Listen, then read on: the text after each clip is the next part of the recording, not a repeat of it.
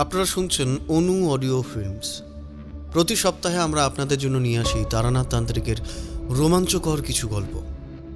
আজ আপনি শুনবেন সুকান্ত দাশের কলমে কলসি দিঘির মৃত আত্মা। আমাদের একটি বিশেষ অনুরোধ, পাইরেসি করবেন না এবং পাইরেসিকে সমর্থন করবেন না।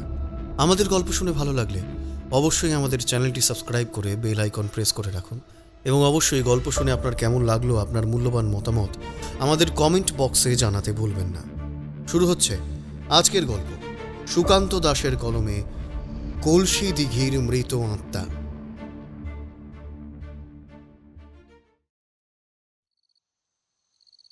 ঝনঝন শব্দটাতে এবার দিঘির ঘাটের দিকে ঘুরে তাকালো মেয়েটি। চাঁদের আলোয় দিঘির জলটা চিকচিক করে উঠছে, তার মাঝে মৃদু তরঙ্গ বইছে। শীতল হাওয়ায় চারপাশটা ভরে গেছে যেন।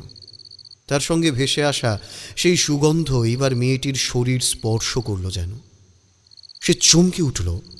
শুধু হাওয়া নয়, যেন মনে হলো সেই হাওয়ার সাথে মিশে অদৃশ্য কারা যেন একে একে তার শরীরের উপরে বুলিয়ে দিচ্ছে নিজেদের হাতের স্পর্শ। চারপাশে চমকে তাকিয়ে দেখল মেয়েটি, কোথাও কেউ নেই। কেন এরকম হচ্ছে? বারবার যেন মনে হচ্ছে আমার চারপাশে কেউ একটা আছে। না না, এমনি এমনি কি ওই বৃদ্ধ লোকটি আমাকে ওই কথাগুলো বলেছিল? বোধহয় রাতের বেলা দিঘির দিকে আসাটা আমার একদমই ঠিক হয়নি। মেয়েটি এবার তাকালো সামনের ওই ভাঙাচোরা ধ্বংসস্তূপের দিকে।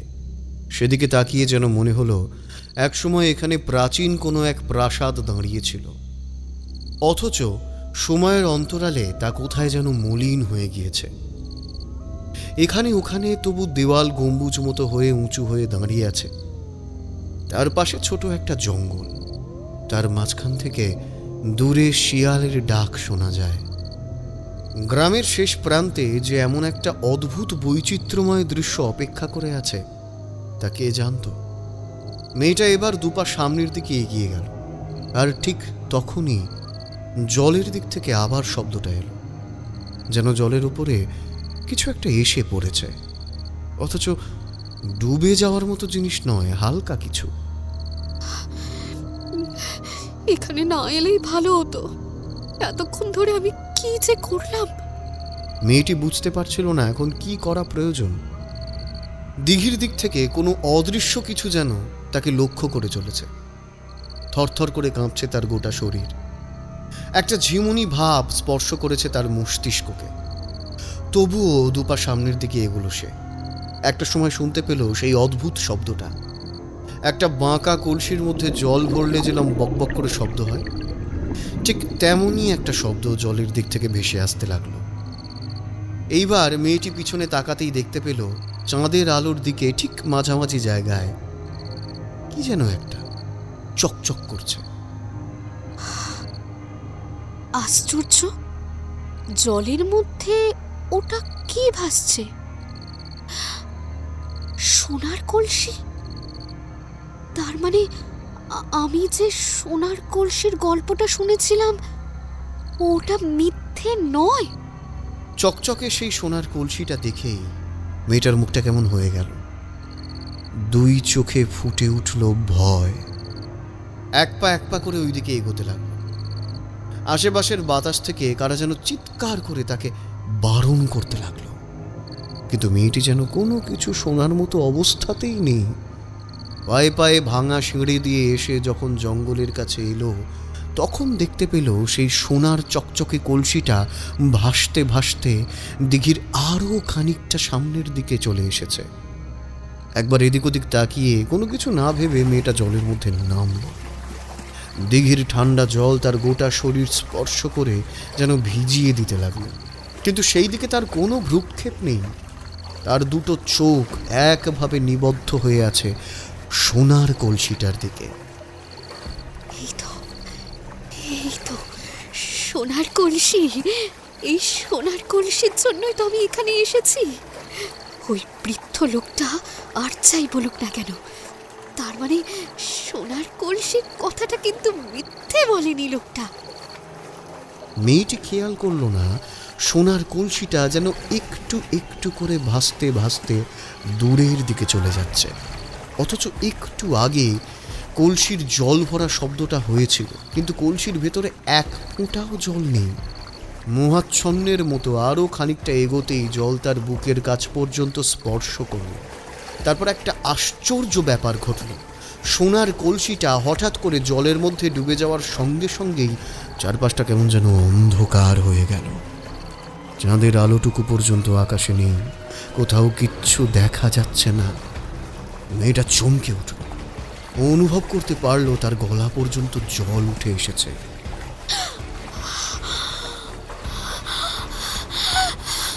আমি আমি এখানে কি করে এলাম? আমি তো দিঘির পাড়ে দাঁড়িয়েছিলাম। তোমরা কে কোথায় আছো? কে কোথায় আছো? কে কোথায় আছো? আমাকে বাঁচাও! বাঁচাও! বাঁচাও আমাকে! বাঁচাও! মেয়েটির চিৎকারে দিঘির জলটা যেন থরথর করে কেঁপে উঠতে লাগলো। মেয়েটি চিৎকার করলো বটে, কিন্তু ততক্ষণে তার পায়ের তলায় দিঘির জলের নিচে যেন মাটি সরতে শুরু করেছে। ধীরে ধীরে তার গলা পেরিয়ে জলটা উঠল নাকের কাছে। সাঁতার কেটে পিছনে চলে যাওয়ার চেষ্টা করলো মেয়েটা। ঠিক তখনই দেখতে পেল তার সামনে মাত্র এক হাত দূরে অন্ধকারের মধ্যে জলের তলা থেকে উঠে এসেছে কি যেন একটা। তার শক্ত হাত দিয়ে একটা প্রচণ্ড হ্যাঁচকা টানে তার মাথার চুলটা ধরে তাকে ডুবিয়ে দিল জলের মধ্যে। ছটফট করতে লাগলো মেয়েটা, উঠে আসার চেষ্টা করলো কিন্তু পারল না। তার উপর চারিদিকে অন্ধকার, আর তার মধ্যেই দিঘির কালো শীতল জল তার গোটা শরীর যেন অবশ করে দিয়েছে। কোনো রকমে সেই জলের মধ্যেই চোখ খুলতে সে যেটা দেখতে পেল, তাতে তার বুকের রক্ত হিম হয়ে গেল। জলের মধ্যে তার দুই চোখের সামনে টকটক করে জ্বলছে যেন লাল দুটো চোখ, আর তার সঙ্গে সাদা হিংস্র ঝকঝকে দুপাটির দাঁত। সমস্তটা দেখতে পেল সে। শরীরের সমস্ত শক্তি দিয়ে চেষ্টা করেও সেখান থেকে সে উঠতে পারল না। তার বদলে প্রচণ্ড শক্তি যেন তাকে জলের গভীরে নামিয়ে নিয়ে যেতে লাগলো অন্ধকারে। আর ঠিক তখনই আর একবার তার কানে এলো সেই কলসি ভরার বক বক শব্দটা। তারানাথ একপাশে রাখা মাটির কলসিটা সামান্য ঝুঁকিয়ে তার থেকে জল বার করে আমাদের দিকে এগিয়ে দিল। মাটির গ্লাস, মাটির কলসি। হঠাৎ করে তার এমন মাটির কলসি আর গ্লাসের প্রতি আকর্ষণ কেন হলো সে কথা বুঝতে পারলাম না। কিশোরী বলল, ঠাকুরমশাই, আপনার তক্তপোষের এখানে তো মাটির কলসি, মাটির গ্লাস এসব থাকে না, তাহলে হঠাৎ এসব কেন? দিন কয়েক আগেই আমার এক খদ্দের এসেছিল, গ্রামের মানুষ। গরুর গাড়িতে করে কলকাতায় তার এক চেনা লোকের কাছে এসেছে, আর এই সূত্রেই খবর পেয়ে আমার কাছেও এসেছে। আসার সময় গাড়ি বোঝাই করে এইখানেই কোথাও মাটির কিছু জিনিসপত্র, মানে ওই হাঁড়ি কলসি, সেগুলো বিক্রিবারটা ভালোই করেছে। মানে দেওয়ার জন্যে যা এনেছিল তাছাড়াও বিক্রিবারটাও করেছে সে। এবার যাবার সময় আমার কাছে এসেছিল, ওই কলসি আর দুটো গ্লাস ছিল, আবার ফিরিয়ে নিয়ে যাবে, তাই আর কি। তবে এ কথা বলাই বাহুল্য, মাটির গ্লাসে জল খেতে কিন্তু আমাদের বেশ ভালো লাগছে। কেমন একটা গন্ধ রয়েছে বটে, তবে ঠান্ডা জল। তাছাড়া এই শরৎ পেরিয়ে হেমন্তকালে যে এমনভাবে হঠাৎ গরম পড়তে শুরু করবে সেই কথাটাই বা কে জানতো। জল খেয়ে আমরা খানিকটা ধাতস্থ হয়ে নিলাম। আসলে একটু আগেই এসেছি, আকাশে আজ বৃষ্টি নেই, তার বদলে খটখটে রোদ। গরমে ট্রামের ভিড়ে আর রাস্তায় নাজেহাল অবস্থায় পড়ে গিয়েছিলাম একদম। তাই দেখি বোধহয় এখানে আসার পরে তারানাথ আমাদের ওই মাটির কলসি থেকে মাটির গ্লাসে 2 গ্লাস ঠান্ডা জল এগিয়ে দিয়ে বলেছিল, আগে ঠান্ডা হয়ে বসো দেখি, তারপর সব কিছু হবে। ঠাকুরমশাই, আজ অনেক দিন পর আপনার বাড়িতে যখন এসেছি তখন রোদ উঠেছে, এ বেশ ভালো কথা। আর জমিয়ে একটা গল্প বলুন তো। তোমরা তো আগের সপ্তাহে এলে না, কত গল্প মাঝে মাঝে মনে পড়ে। মানে গল্প বলছি কেন, যাই হোক, এ তো আমার জীবনের অভিজ্ঞতা, আর সব সময় তো আর সব কথা মনে পড়ে না, বুঝলে। বয়সটাও তো বাড়ছে, মাঝে মাঝে অনেক কিছু ভুলেও যাই।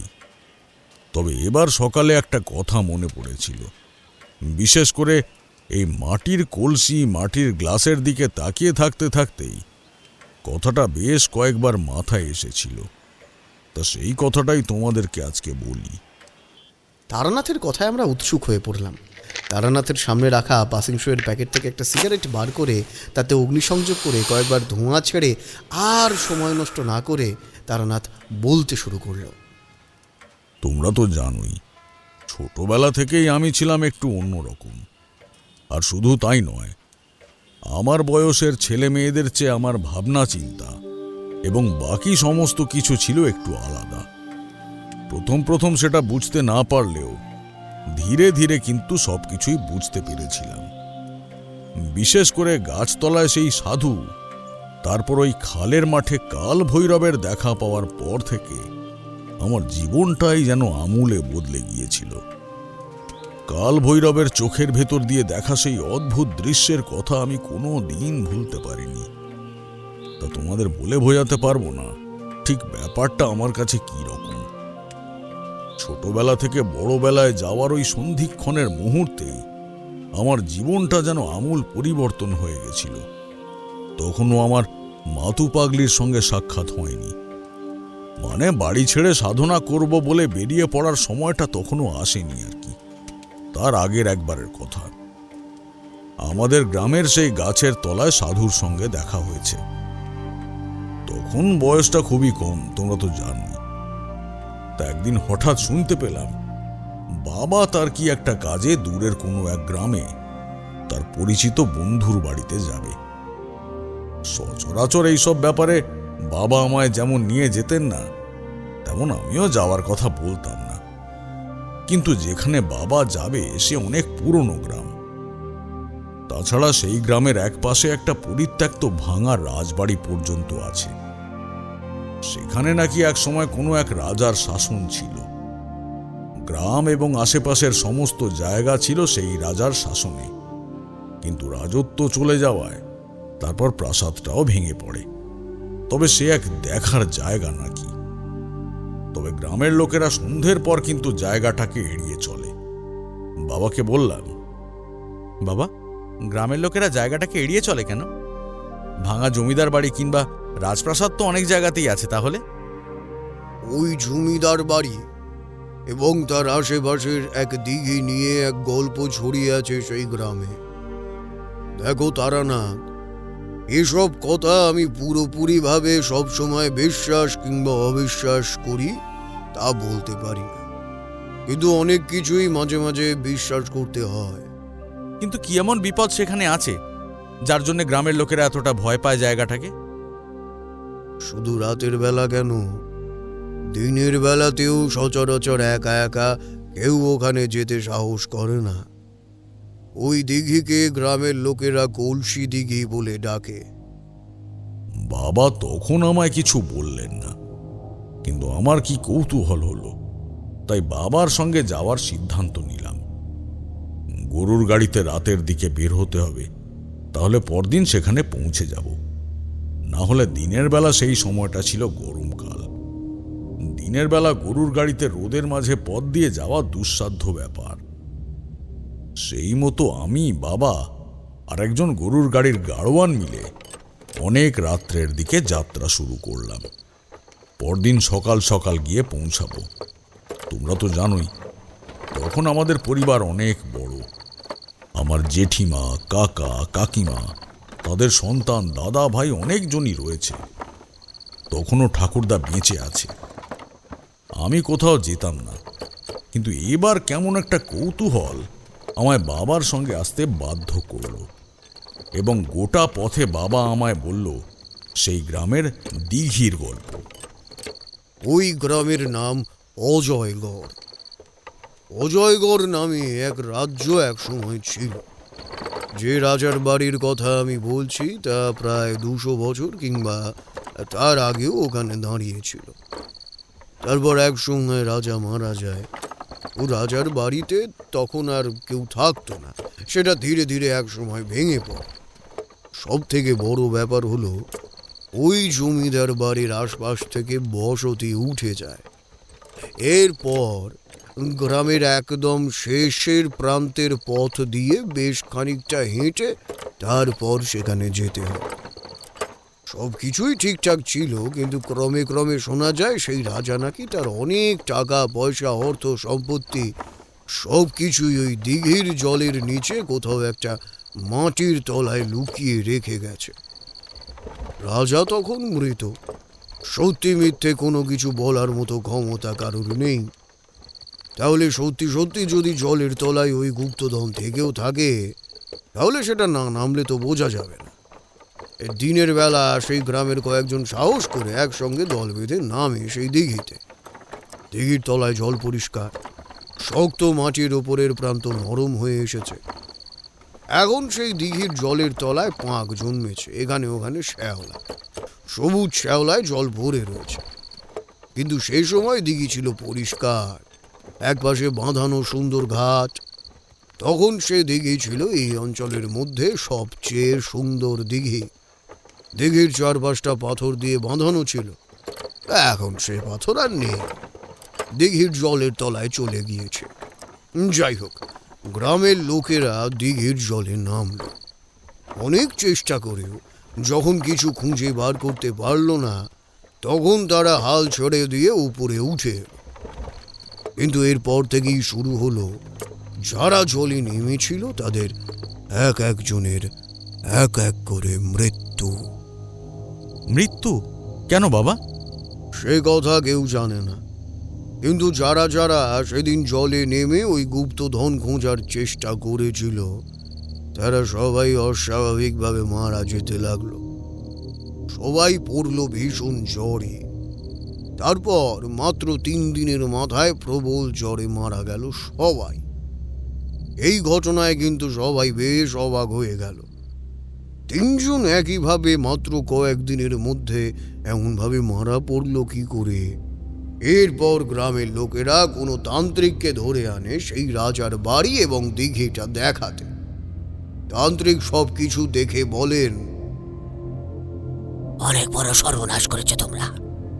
এখানে তোমরা আর কেউ পা রাখবে না, দিনের বেলাতেও জলের মধ্যে পা রাখবে না। এই জলের মধ্যে এমন এক শক্তি রয়েছে যে এই দিঘিকে পাহারা দিচ্ছে, বুঝেছ?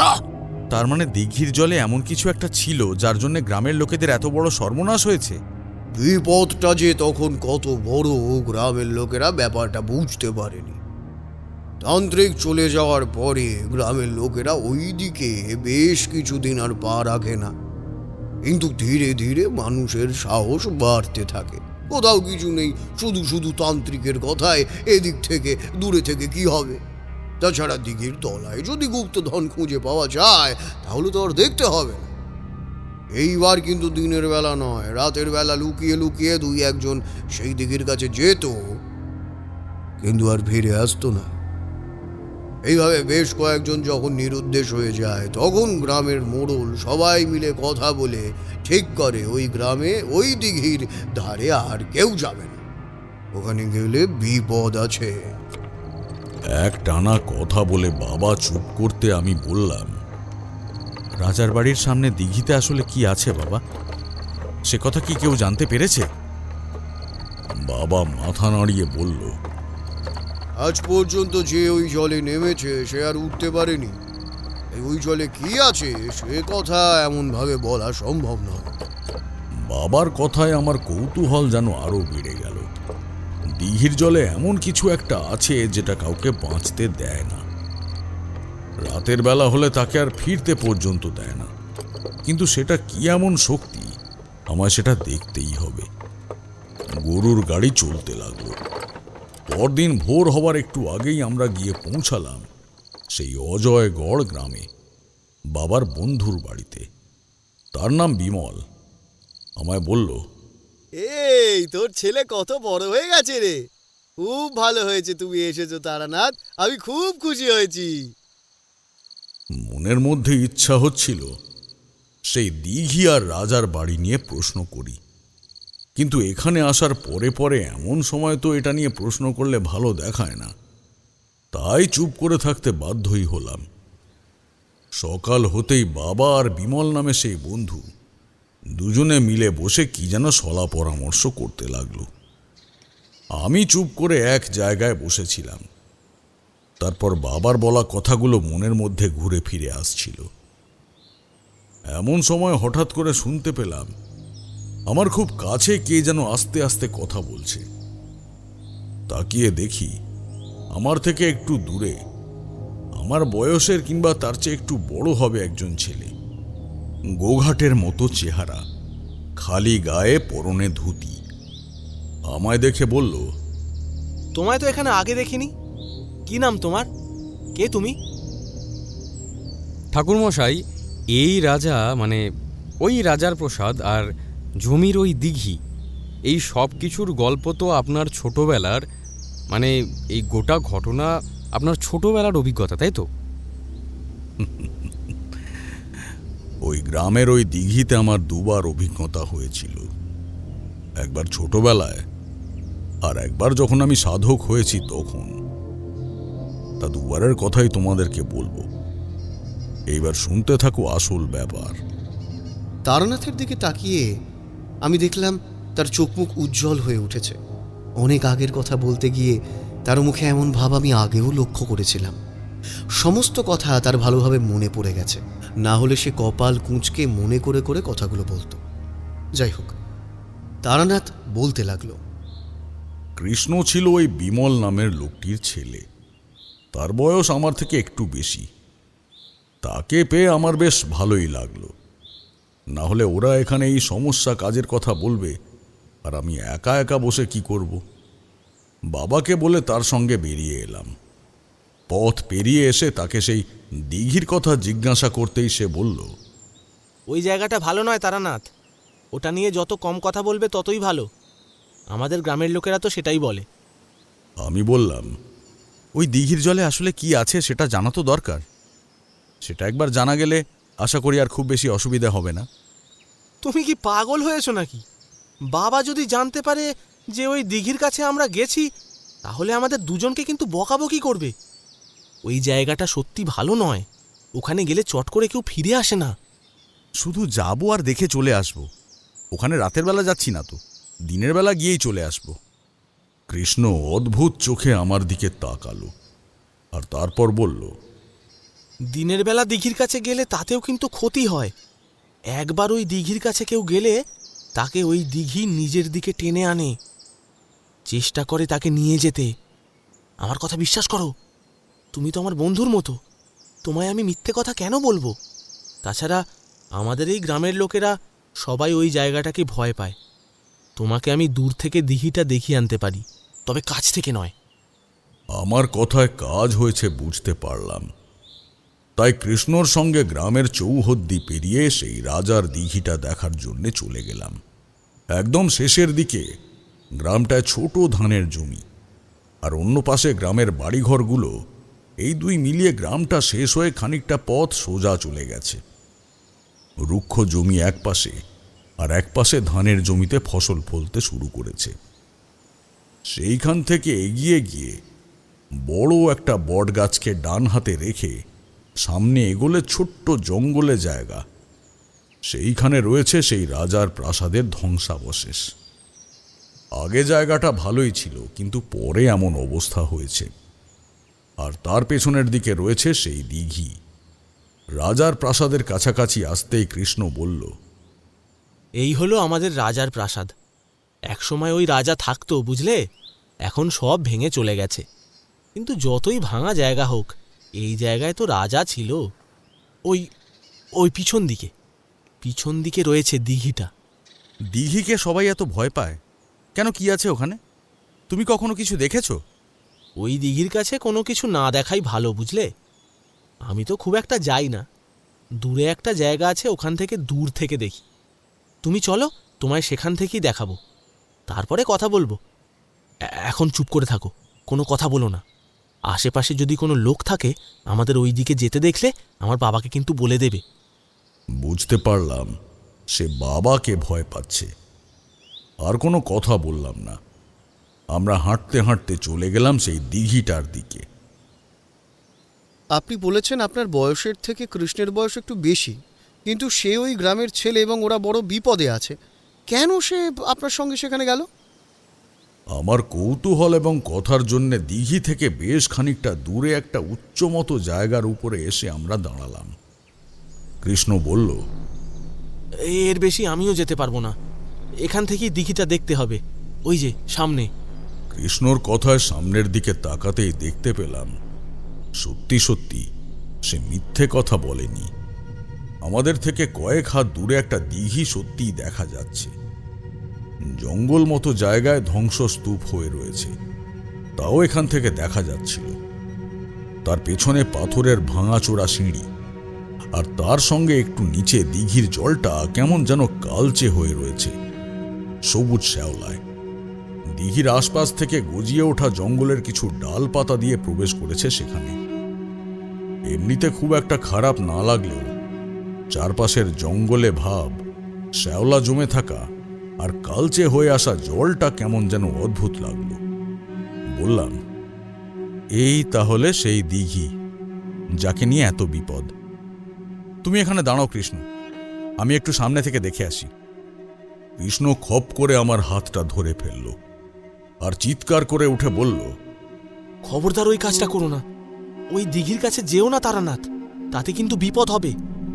আমি তোমার কথায় এত দূর পর্যন্ত তোমায় এখানে এনেছি, কিন্তু দিঘির পাড়ে গেলে যদি সমস্যা হয়, সেই সমস্যা থেকে আমি কিছুই করতে পারবো না। আমি শান্ত মুখে তার হাত ছাড়িয়ে তাকে বললাম, চিন্তা নেই, এখন এই দুপুরবেলা এদিকে কেউ আসবে না, তোমায় কিংবা আমায় কেউ দেখতে পাবে না। তুমি এইখানেই দাঁড়াও, আমি দিঘির পাড়ে যাব আর চলে আসব। তখনও জানতাম না কত বড় সমস্যায় পড়তে হবে এই সামান্য একটা ব্যাপারের জন্য। কৃষ্ণর কথা শুনে যদি দিঘির দিকে না যেতাম, তাহলে কিন্তু এত বড় বিপদটা হতো না। আমি কৃষ্ণর কথা শুনলাম না। কৃষ্ণ কিন্তু সেই উঁচু জায়গা ছেড়ে নিচে নেমে এলো না। তখন দুপুরবেলা, চারপাশে রোদের আলো ঝিকমিক করছে। ভরা দুপুরে আমি আর কৃষ্ণ ছাড়া কেউ কোথাও নেই। ভাঙা ধ্বংসস্তূপটাকে একপাশে রেখে গজিয়ে ওঠা বড় বড় গাছগুলোকে মারিয়ে আমি এগিয়ে যাচ্ছিলাম দিঘির দিকে। বেশ বোঝা যায় যে এই পথে লোকজন কেউ আসে না। লোকজন এলে পথের অবস্থা এমন হবে কেন? আরো খানিকটা এগিয়ে আসতেই দিঘির সেই পাথর ভাঙা সিঁড়ির কাছাকাছি এসে পড়লাম। চারপাশে একটা ঠান্ডা হাওয়া ভেসে আসছে। দিঘিটা সামান্য নিচু, মানে সিঁড়ি দিয়ে নেমে গেলে তারপরে জল। সেই শ্যাওলা ধরা জল যেন একভাবে আমার দিকে তাকিয়ে রয়েছে। দুপুরের এই নিস্তব্ধ দিঘির জলের দিকে তাকাতে মনে হলো কালচে জলের ভিতর থেকে কেউ একটা যেন আমার দিকে তাকিয়ে রয়েছে, আমাকে দেখে চলেছে। তার ডাক যেন আমি শুনতে পাচ্ছি। সে যেন বলছে,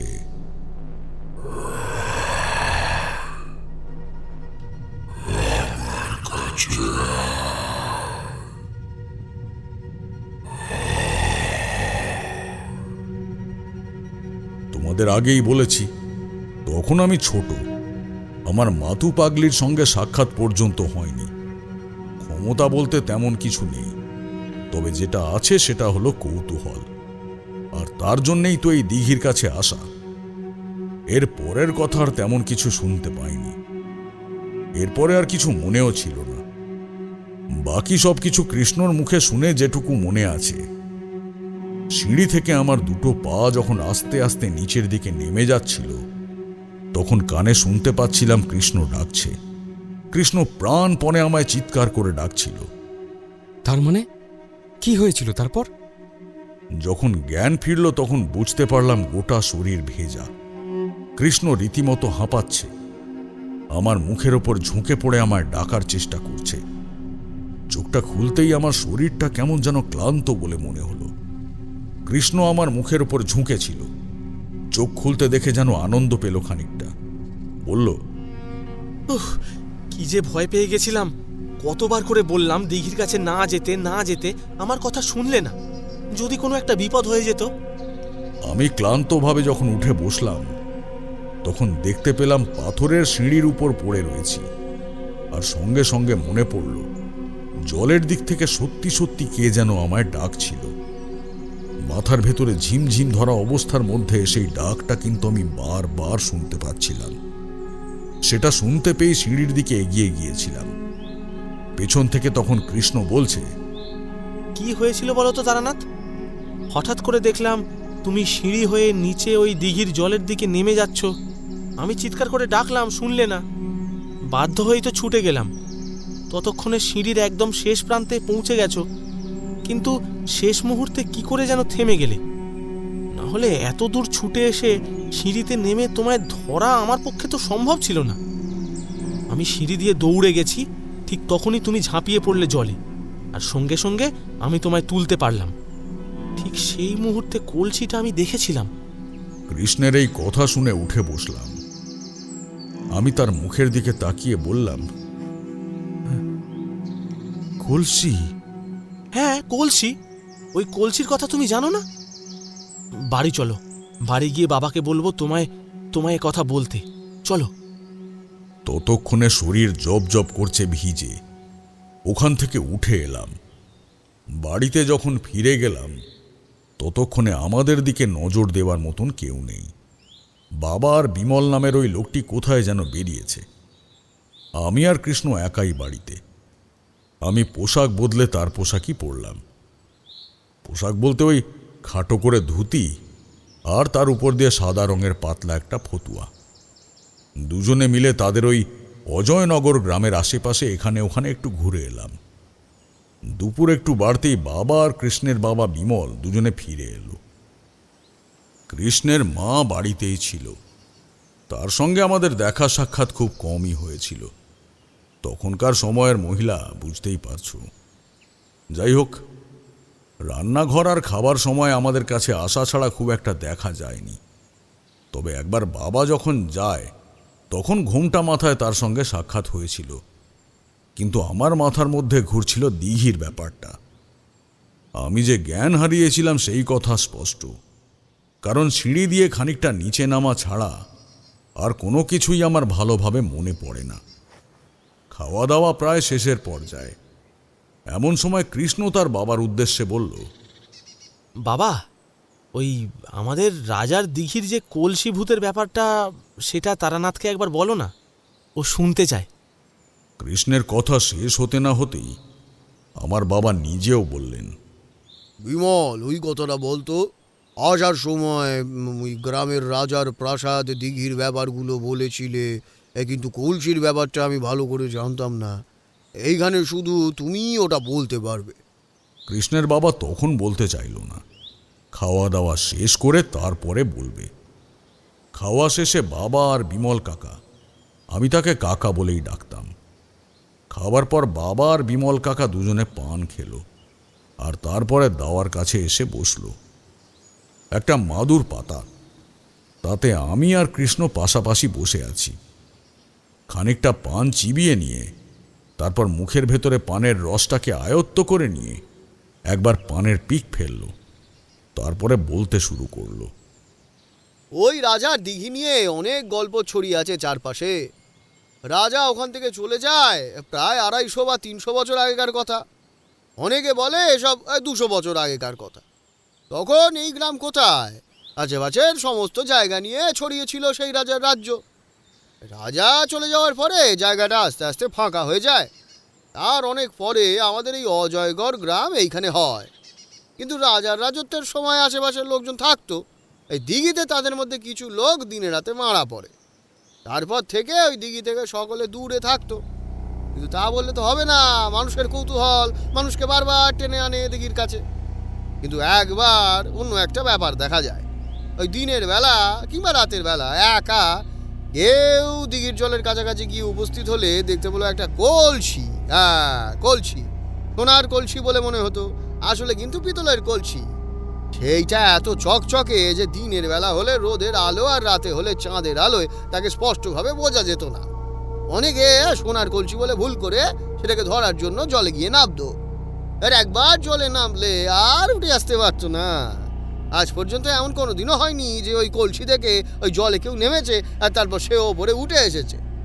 কথাটা বলতে বলতে বিমল কাকা আমার দিকে তাকালেন, কৃষ্ণও তাকালো আমার দিকে। তার চোখের দৃষ্টিতে কেমন একটা ভাব যেন।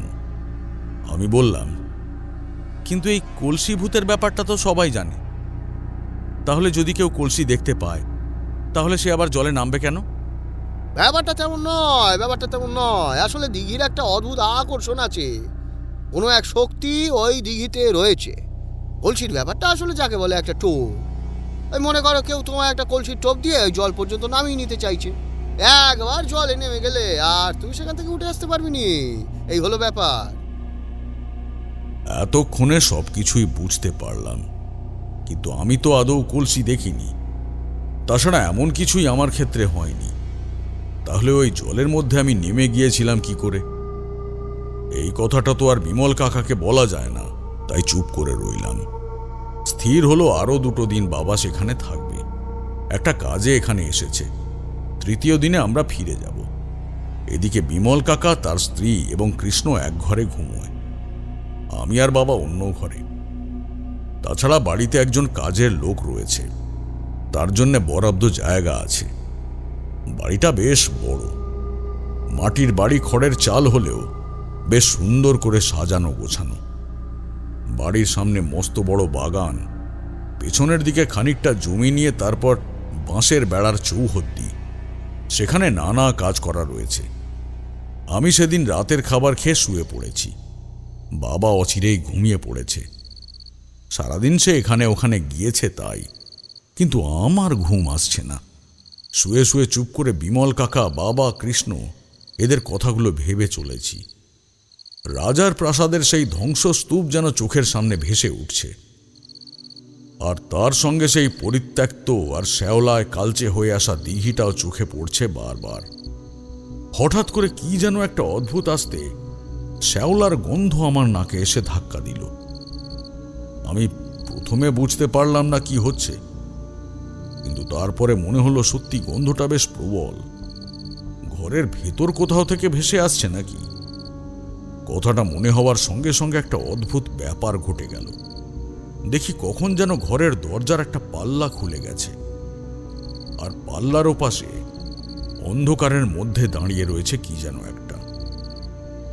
অদ্ভুত দেখতে তাকে, কালচে কালো কুচকুচে চেহারার মধ্যে যেন 2 লাল চোখ, তার মুখটা হাঁ করা। সেই মুখের ভেতর যেন সাদা দাঁতের পাটি ঝকঝক করে উঠছে। কিন্তু এগুলো কি? সাদা দাঁতের পাটি ঝকঝক করে উঠছে ঠিকই, কিন্তু এগুলো কি?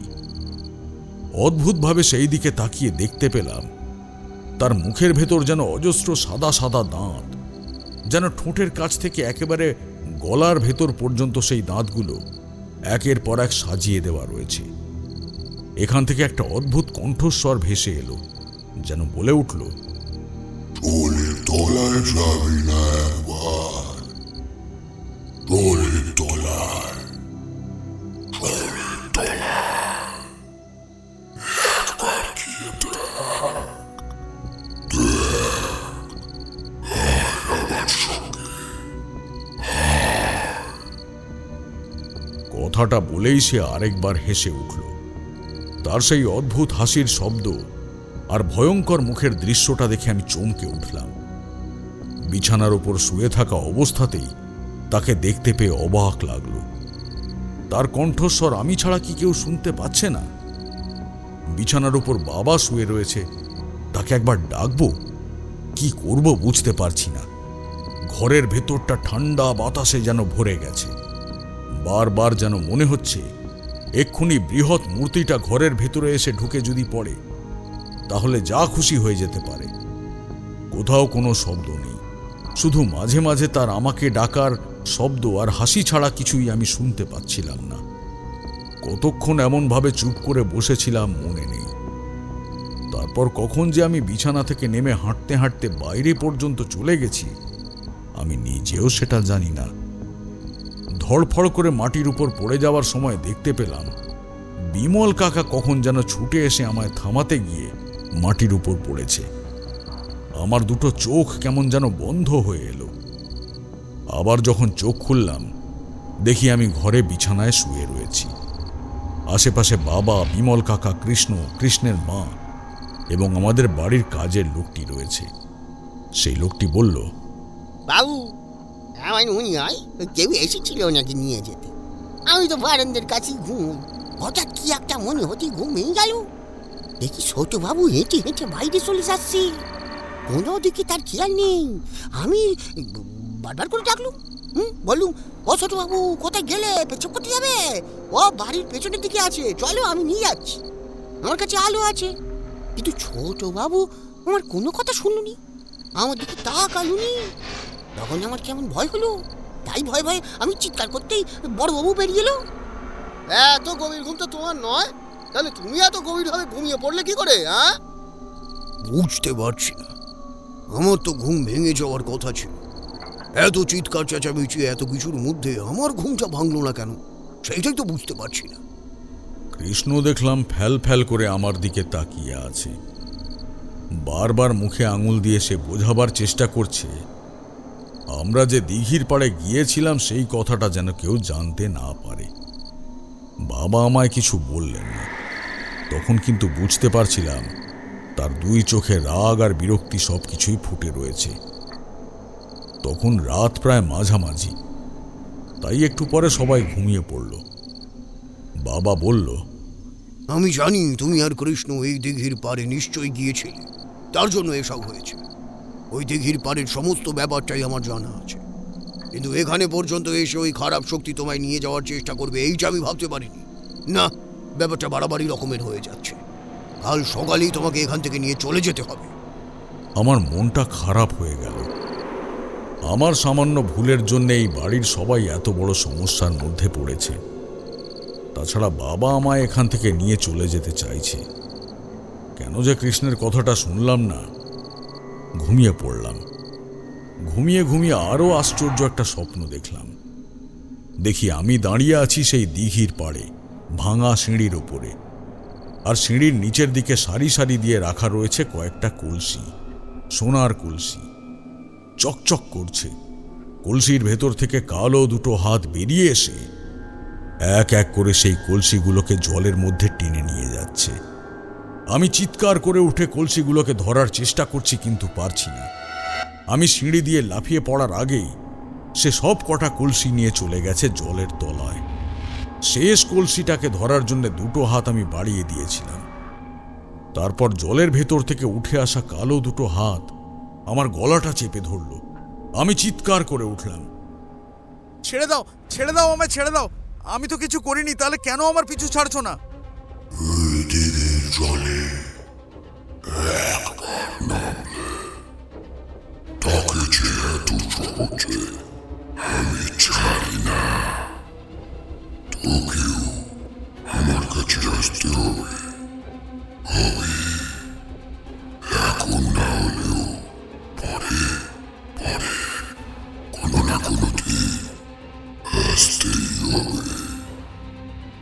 আমার ভুল হয়েছে, আর কখনো এমন ভুল করব না। আমি এই দিঘির পাড়ে আর কোনোদিনও আসবো না, আমায় ছেড়ে দাও। আমার কথায় সেই কালো দুটো হাত একপাশে চলে গিয়ে জলের ভেতর থেকে উঠে আসতে লাগলো একটা মূর্তি। যেমন মূর্তি আমি ঘরে দেখেছিলাম ঠিক তেমন, কালো, লম্বা। সেই মুহূর্তে ঝকঝকে দুটো লাল চোখ যেন আমার দিকে তাকিয়ে রয়েছে। মুখের সেই সাদা দাঁতগুলো বাইরে পর্যন্ত বেরিয়ে এসেছে। আমার নাড়ি ভুঁড়ি বেরিয়ে আসার মতো জোগাড়। কোনো রকমে বমি চেপে সিঁড়ির ওপরের দিকে উঠে আসতে যাব, কি করে যেন পিছল খেয়ে গিয়ে পড়লাম সেই জলের মধ্যে, আর ধড়ফড় করে উঠে বসলাম বিছানায়। তার মানে ওই দিঘির জলে আপনি নেমেছিলেন, আর তার জন্যেই তারপর থেকে সেই খারাপ কিছু একটা আপনার পিছু পিছু ঘুরছিল। সেই রাতে আপনার ঘরেও আসে এবং স্বপ্নেও সে দেখা দিয়েছিল, তাই তো? তারপর আমার ব্যাপারটা কৃষ্ণ বুঝতে পেরেছিল, আর তার চেয়ে বেশি বুঝতে পেরেছিল বাবা আর বিমল কাকা। তাই আর দেরি করেনি ওরা। পরদিন সকালেই বাবা আমায় নিয়ে এখান থেকে রওনা দেয় বাড়ির উদ্দেশ্যে। আমায় বাড়িতে ফিরিয়ে দিয়ে তারপর সে আবার আসবে। তার কিছুদিনের কাজ বাকি আছে, সেই জন্য আমরা দিনের বেলা যাত্রা শুরু করেছি। বাড়িতে এসে পৌঁছে মা আমার মুখের দিকে তাকিয়ে অবাক হয়ে বলল, এই দুটো দিনের মধ্যে চেহারার কি হাল করেছিস রে? কি হয়েছে? কোথায় গিয়েছিলি তোরা? বাবা আমার সামনে কিছু বলল না। আমি ঘরে চলে গেলাম। তারপর বাবা বোধহয় সমস্ত কথাই মাকে বলেছিল, কিন্তু কোনো কারণে সে আমায় আর কিছু বলল না। ঠাকুরদাও সব কথা জানতেন। বাড়ির সকলকে সেই কথা কিন্তু বাবা মা আর খুলে বলেননি। আমি বুঝতে পেরেছিলাম এরপর আমার শরীরটা ভীষণ খারাপ হয়েছিল। কয়েকদিন ভীষণ জ্বরে বিছানায় পড়ে থাকার মতো অবস্থা। এমনিতেই তো মাঝে মাঝে আমার জ্বর লেগেই থাকতো, সে কথা তোমরা জানো। এইবার জ্বর হয়েছিল অন্য কারণে। তারপর মায়ের সেবা আর কবিরাজের ঔষধে একসময় সেরে উঠলাম। সেরে ওঠার পর বাবা একদিন আমায় কাছে ডাকলেন, বললেন, তারানাথ, একটা কথা শোন। গ্রামের দিঘির যে গল্পটা আমরা শুনেছিলাম তার সব কিছু আমি কিন্তু নিজেও জানি না। তবে সেখানে আমাদের কথার বাইরে যাওয়াটা তোমার মোটেই উচিত হয়নি। আমি কিংবা বিমল কেউ যে সত্যিটা বুঝতে পারিনি সেই কথা তুমি যদি ভেবে থাকো তাহলে ভুল করবে। কিন্তু কৌতূহলবশত তুমি ওখানে গিয়ে পড়েছো এমন বিপদের মধ্যে, তোমায় আলাদা করে আমি আর কিছু বলতে চাইনি, তাই এখন বলছি। এমন কিছু খারাপ শক্তি আছে যারা যারা এত সহজে তোমার পেছন ছাড়বে না। কখনো না কখনো কোনো না কোনোভাবে ঠিক আসবে। তোমার ঠাকুরদার তোমায় অনেক গল্প বলেছে, আমিও বলেছি মাঝে মাঝে। তার সমস্ত কিছুই কিন্তু গল্প নয়, তার মধ্যে অনেক কিছুই সত্যি আছে। সেদিন রাতের বেলা সে তোমায় সত্যিই নিয়ে যাবার চেষ্টা করেছিল। যদি ওই আরাধন না ডাকতো তাহলে হয়তো আজ আর তোমায় দেখতে পেতাম না। তাই সাবধান, কৌতূহলবশত এমন কিছু করো না যাতে বিপদ হয় তোমার, বুঝেছো? বাবার সেই কথা আমার অনেক দিন পর্যন্ত মনে ছিল। এরপরে সেই গ্রামে চট করে আর যাওয়া হয়নি। যদিও বিমল কাকা আর কৃষ্ণ একবার বাড়িতে এসেছিল। তারপর দেখতে দেখতে সময় কেটে যায়।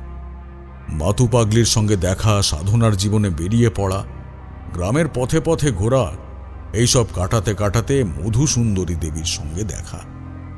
কয়েক মাস আগের কথা। একবার বাড়িতে ফিরে এসেছিলাম কি একটা কারণে। তখন ঠাকুরদা বেঁচে নেই। আমাদের গোটা পরিবার একত্র থাকলেও কেমন যেন আলাদা আলাদা হয়ে গেছে। সে কথা তো তোমাদের বলেই ছিলাম। বাবা বৃদ্ধ হয়েছেন, মায়ের শরীর অসুস্থ।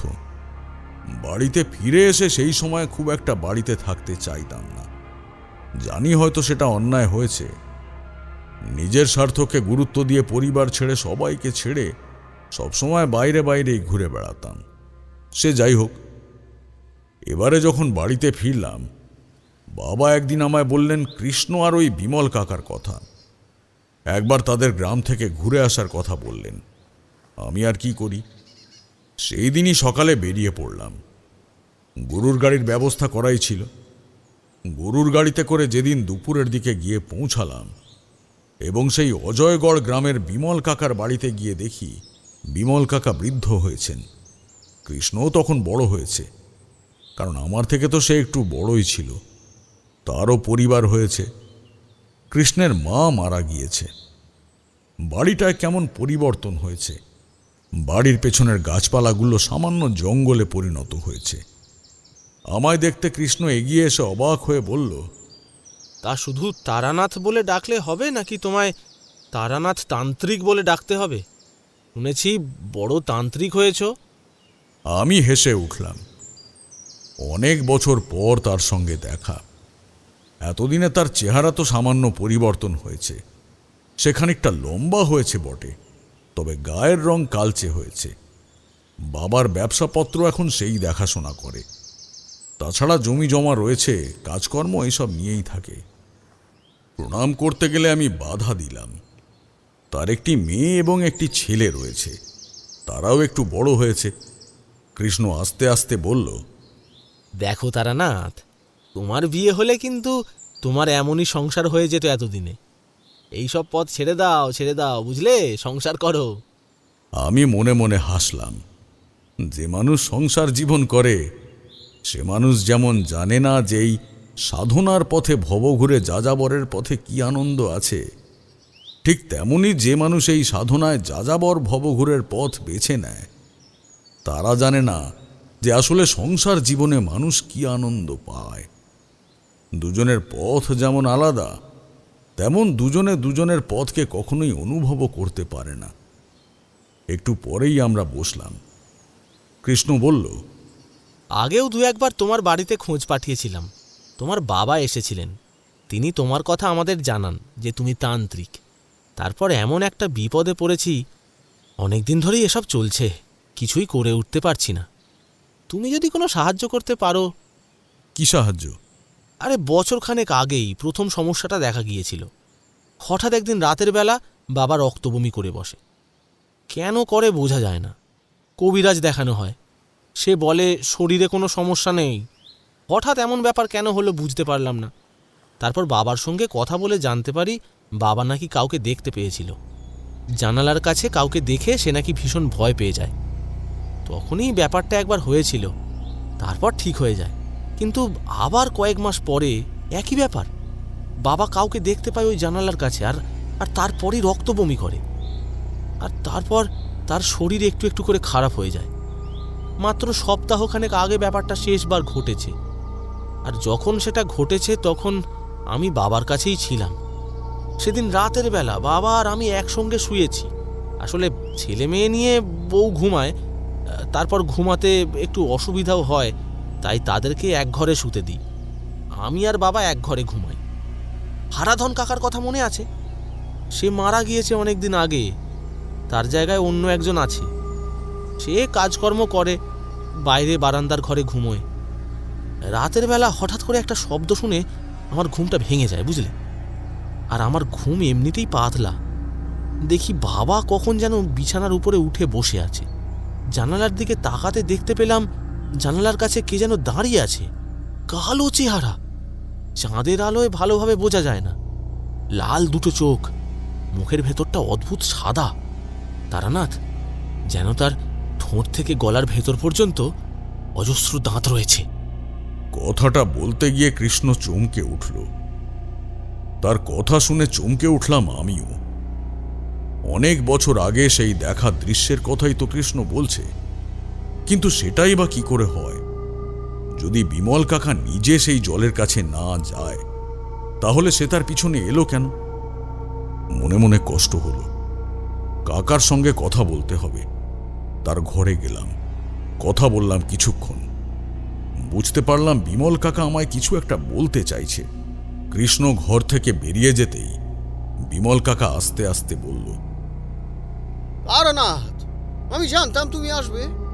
আমি যাকে দেখতে পাচ্ছি তাকে তুমি নিজে অনেক বছর আগে দেখতে পেয়েছিলে। আর আমার ভুল হয়ে গেছে, মস্ত বড় একটা ভুল হয়ে গেছে। আমার যে এত বড় ভুল কি করে হলো সেটা আমি নিজেই বুঝতে পারিনি। ভুল? কি ভুল হয়েছে? আমার বড় নাতির এখন 8 বছর। সে বড় দুরন্ত। একদিন বিকেলের দিকে মনে হয় তাকে নিয়ে বেরিয়েছিলাম গ্রামের পথে বেড়াতে। আমার বয়স হয়েছে, বুঝতেই পারছো, বেশি জোরে তো দৌড়তে পারি না, হাঁটতে গেলেও অনেকটা সময় লাগে। নাতি এগিয়ে গিয়েছিল। এদিকে গ্রামের বাইরে ওই পথে ঘুরতে ঘুরতে তাকে আমি দেখাতে গিয়েছিলাম ওই রাজার প্রাসাদের ভাঙা জায়গাটা। ওই সেইটাই আমার ভুল হয়েছিল। রাজার প্রাসাদ দেখিয়ে তাকে ফিরিয়ে নিয়ে আসতে যাব, সেই দিঘির দিকে তার চোখ চলে যায়। ওই দিকে সে যাবেই। আমার হচ্ছে কি হলো, হঠাৎ করে এত বছর ধরে যেটা করিনি সেটাই করে ফেললাম। তাকে সঙ্গে নিয়ে ওই দিঘির পাড়ে গিয়ে দাঁড়ালাম। তখন প্রায় বিকেল হয়ে এসেছে। অল্প অল্প অন্ধকার নামতে শুরু করেছে। হঠাৎ করে আমার নাতি আঙুল তুলে দেখিয়ে চিৎকার করে উঠল। ওই জলের দিকে দেখাতেই আমি দেখতে পেলুম ওই জলের উপরে ভেসে রয়েছে একটা কলসি, অদ্ভুত চকচকে কলসি। দেখেই মনে হয় সোনার কলসি। ব্যাপারটা দেখতেই আমার মধ্যে কি হলো আমি কিছুই বুঝতে পারলাম না। যেন মনে হতে লাগলো কলসিটা ভাসতে ভাসতে আমার দিকে এগিয়ে আসছে। আমি এক পা করে নিচে নামতে লাগলুম। আমার সঙ্গে সঙ্গে পেছনে সেও নামতে লাগলো। আমার নাতির বয়স কম হলে কি হবে, তার যেমন কৌতূহল তেমনই ডান পিঠে। সেই শ্যামলা জায়গাতেও আরও খানিকটা এগিয়ে এলাম। জলের একদম কাছাকাছি চলে এসেছি। কলসিটা ভাসতে ভাসতে জলের কাছে চলে এসেছে। আমি হাতে বাড়িয়ে সেই কলসিটাকে ধরতে যাব, এমন সময় হঠাৎ করে মনে হলো কোথা থেকে যেন একটা মেয়েলি গলা শুনতে পেলাম। গলাটা আমার ভীষণ চেনা। তারা না, আমার ভীষণ চেনা। যতদূর আমার মনে হচ্ছে সেই গলা আপনার স্ত্রীর, তাই না বিমল কাকা? ঠিক ঠিক বলেছ তুমি। কি করে বুঝলে সে কথা? আমি জিজ্ঞাসা করব না, তোমার ব্যাপারে অনেক কিছুই আমি শুনেছি। তবে একবার তারানাথ মৃত্যুর আগেই অন্তত আমি একবার জানতে চাই, ওই জলের তলায় আসলে কি আছে? ওই রাজার দিঘিতে এমন কি রয়েছে যার জন্য এই কলসি আর ওই দৃশ্য আমি দেখতে পেলাম? বিশ্বাস করো, তারপর থেকে শরীর খারাপ হতে শুরু করেছে। অনেকবার তাকে আমি দেখতে পেয়েছি, কিন্তু তার মধ্যে অনেকবার রক্ত বমি হয়েছে। আমার কিছু ভালো লাগছে না তারানাথ, খেতে ভালো লাগে না, ঘুমোতে ভালো লাগে না। মৃত্যুর আগে আমি শুধু জানতে চাই ওইখানে কি আছে। ছোটবেলায় যে কথাটা মনে পড়লে ভয় হতো, সেই কথাটা অনেক দিন হলো ভুলে গিয়েছিলাম, কিন্তু এইবার বিমল কাকার কথায় সেই কথাগুলো যেন মনে পড়ল, সেই কালো বিভৎস মূর্তিটার কথা। আর যদিও কলসিটা আমি দেখিনি, কিন্তু তবুও এতবার শুনেছি তার কথা, যেন আমার চোখের সামনে সেই দৃশ্যটাও আমি দেখতে পেয়েছিলাম। তাই বিমল কাকার রুগ্ন একটা হাতকে শক্ত করে ধরে বললাম, চিন্তা করো না কাকা, আমি যখন চলে এসেছি আমি তোমার এই মনস্কামনা পূর্ণ করার চেষ্টা করব। বিমল কাকার চোখ দুটো উজ্জ্বল হয়ে উঠল। এতক্ষণ যে ঘরের বাইরে দাঁড়িয়ে কৃষ্ণ আমার কথাগুলো শুনে চলেছিল সেটা বুঝতে পারছিলাম। এই মুহূর্তে সে ঘরে ঢুকে বলল, তারানাথ, ছোটবেলায় কিন্তু এমনভাবেই তুমি বিপদে পড়েছিলে। আবার বাবার কথা শুনে ওইখানে গিয়ে আবার যদি কোনো বিপদে পড়ো, এইবার কিন্তু তোমায় বাঁচাবার মতো ক্ষমতা আমার মধ্যেও নেই। যদিও তুমি এখন তান্ত্রিক হয়েছ, তবু। বিমল কাকা যখন এমনটা জানতে চাইছেন, তখন তার শেষ ইচ্ছে পূরণ করার জন্য হলেও এইটুকু তো আমাদের করা দরকার। আমি স্পষ্ট বুঝতে পারছি বিমল কাকার বেশি দিন বাঁচবে না। আমার কথায় কৃষ্ণের মুখটা কেমন যেন হয়ে গেল। বুঝতে পারলাম অনিচ্ছা সত্ত্বেও সে রাজি হলো ওই রাজপ্রাসাদের কাছের দিঘির জলে কি আছে সেটা দেখার জন্য। এতক্ষণ ধরে আমি আর কিশোরী এক মনে সমস্ত কথা শুনে চলেছিলাম। বাইরে এইবার কিন্তু বৃষ্টি নেমেছে। তারানাথের বাড়িতে আসার সময় খটখটে রোদ, আর এখন ঝিমঝিমে বৃষ্টি। একটা রহস্য তো রয়েছে, তবে বেশ বোঝা যাচ্ছিল কিশোরী অনেকক্ষণ থেকে বারবার বাইরের দিকে তাকাচ্ছিল। তারানাথ চুপ করে পাশে রাখা মাটির কলসি থেকে আর একটা গ্লাস জল ঢেলে খানিকটা জল খেল।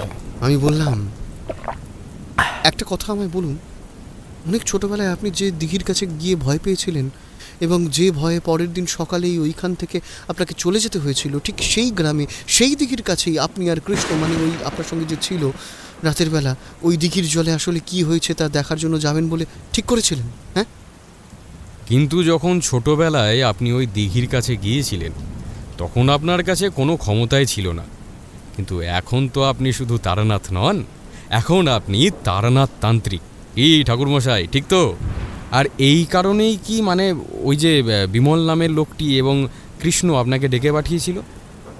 মাঝে মাঝে আমাদের মনের ভেতরে কোনো কৌতূহল চাপা পড়ে থাকে, তা এক সময় না এক সময় বাইরে বেরিয়েই আসে। আর বিমল কাকারও তেমনই হয়েছিল। সে সব সময় দিঘির পাড়কে অগ্রাহ্য করে এলেও আসলে তো মনের মধ্যে কৌতূহল ছিলই।